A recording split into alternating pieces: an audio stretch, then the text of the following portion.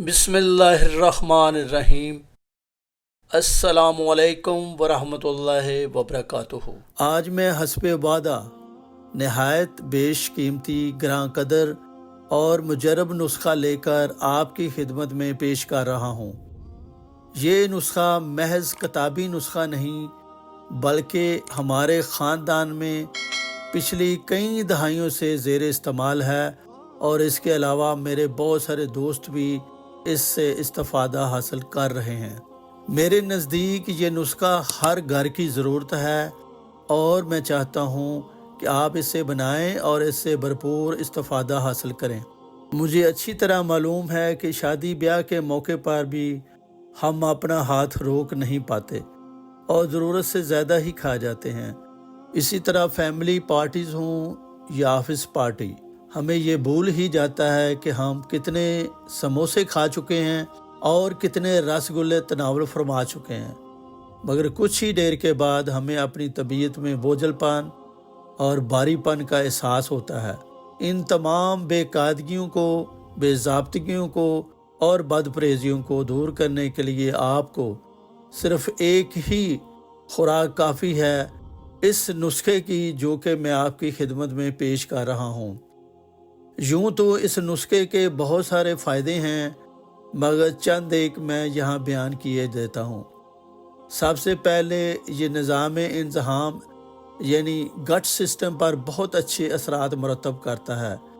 हाजमे की ख़राबी की वजह से तबीयत में बोझलपन, सर दर्द का होना, गैस और तेज़ाबियत का बनना, इन सब के लिए ये तीर बहदफ है। इसके अलावा हाजमे की ख़राबी की वजह से मुंह से बदबू का आना, ये नुस्खा, ये फार्मूला इसका बेहतरीन इलाज है। पिछले दिनों मेरे एक दोस्त ने मुझे कॉल की। उन्होंने बताया कि इन्हें पाइल्स यानी बवासीर की वजह से बड़ी परेशानी है, तो मैंने इन्हें यही नुस्खा रिकमेंड किया, क्योंकि मुझे अच्छी तरह मालूम है कि कब्ज़ और निज़ाम इंतज़ाम की ख़राबी की वजह से ही बवासीर यानी पाइल्स का मर्ज़ पैदा होता है। कुछ ही दिनों के बाद उनकी दोबारा कॉल मसूल हुई। वो बहुत खुश थे और शुक्रिया अदा कर रहे थे। नाजरीन, मैं ये चाहता हूँ कि आप लोग भी ये नुस्खा बनाएं, इस्तेमाल करें और उसके बाद मुझे अपनी दुआओं में याद रखें। अब आते हैं इस नुस्खे की तरफ। मगर मेरे वो दोस्त जो यूरोप, ऑस्ट्रेलिया या यूएसए में रह रहे हैं, इनसे अक्सर ये शिकायत मसूल होती है कि इन्हें इस नुस्खे के देसी अज्जा दस्तयाब नहीं हैं। तो मैं इनके लिए अर्ज़ करता हूँ कि इन अज्जा का बोटेनिकल नेम या इंग्लिश नेम, जो कि मैं आपको बताने जा रहा हूँ, इसको इस्तेमाल करें, सर्च लगाएं और ऑनलाइन ये चीज़ें ख़रीदें। इस नुस्खे में टोटल 9 अज्जा हैं, जिनमें से सबसे पहले सना मक्की। सना मक्की को लोग इंडिया और पाकिस्तान में तो इसी नाम से जानते और पहचानते हैं। आप पंसार को बताएंगे, वो पूरे का पूरा नुस्खा आपको दे देगा। सना मक्की को कहते हैं सिना लीव्स।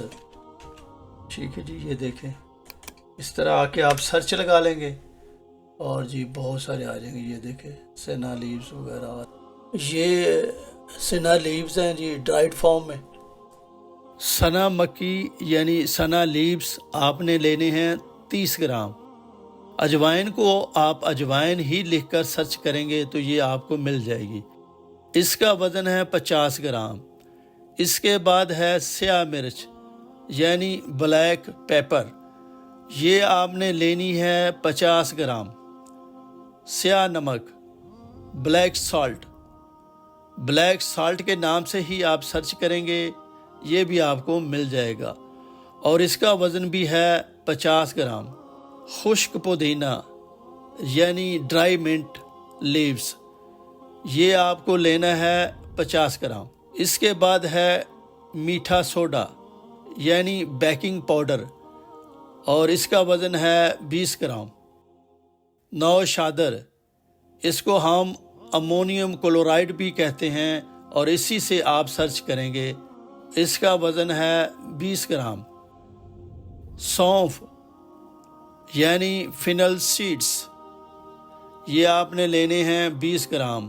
اجوائن، خشک پودینہ اور سونف، ان سب کو آپ اچھی طرح صاف کر لیں۔ اس نام مکی کے اندر ڈنڈلیاں اور گٹھلیاں وغیرہ بھی علیحدہ کر لیں۔ یہ جب سب کچھ صاف ہو جائے تو دوسرے اجزاء کے ساتھ سب چیزوں کو آپ نے دھوپ میں رکھنا ہے کچھ گھنٹوں کے لیے۔ اس کے بعد آپ اس کو گرائنڈ کریں۔ پاکستان میں تو پنسار سے ہی آپ گرائنڈ کرا سکتے ہیں، مگر اگر آپ کے پاس گرائنڈر ہے تو آپ خود بھی کر سکتے ہیں۔ گرائنڈ کرنے کے بعد آپ اسے محفوظ کر لیں۔ اس کا ڈھکنا اس طرح ہونا چاہیے کہ یہ اچھی طرح ٹائٹ ہو سکے، جس میں نمی وغیرہ نہ جائے۔ یہ دوائی تقریباً 2 سے 3 ماہ تک آپ استعمال کر سکتے ہیں۔ اس کے بعد یہ ایکسپائر ہو جاتی ہے۔ دوبارہ استعمال کے لیے آپ نے یہ نسخہ دوبارہ بنانا ہے۔ اب آتے ہیں اس کی مقدار خوراک کی طرف۔ جی، آدھا چائے کا چھوٹا چمچ یہ بڑوں کی خوراک ہے، اور بچوں کو آپ اس خوراک کا بھی آدھے سے آدھا استعمال کرائیں۔ اگر آپ کو ابکائیاں آ رہی ہیں، دل خراب ہو رہا ہے، اس نسخے کی چٹکی تلی پر رکھ کر تھوڑا تھوڑا کھانا شروع کریں۔ آپ دیکھیں گے کہ تھوڑی ہی دیر میں آپ کی طبیعت نارمل ہو جائے گی۔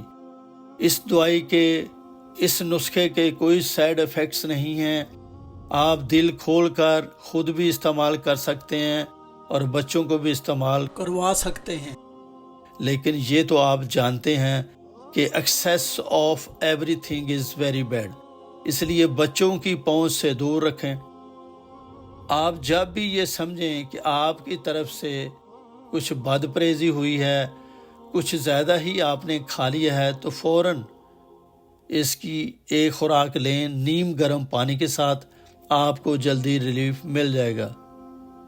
جی ناظرین، اس نسخے کو اگر آپ ان امراض کے لیے جن کا میں نے اوپر ذکر کیا ہے استعمال کرنا چاہتے ہیں تو اس سلسلے میں کچھ پرہیز بھی بہت ضروری ہے، کیونکہ پرہیز علاج سے بہتر ہوتا ہے۔ پرہیز میں بڑا گوشت، چاول، اچار اور تمام کھٹی اشیاء، لیمن، املی وغیرہ اور مسور کی دال، یہ آپ نے بالکل استعمال نہیں کرنا۔ اور پھر کیا کھانا ہے؟ جی ہاں، سبزیاں، جس میں گیا توری، پنڈی توری، کدو، پیٹھا، گاجر، مولی اور شلجم، یہ آپ خوب استعمال کریں۔ اور پھلوں میں خربوزہ، گرما، سردہ اور آم میٹھا ہونا چاہیے، کھٹا آم استعمال نہ کریں۔ اس کے علاوہ پپیتا بھی بہت اچھا ہے، آپ انہیں خوب کھائیں۔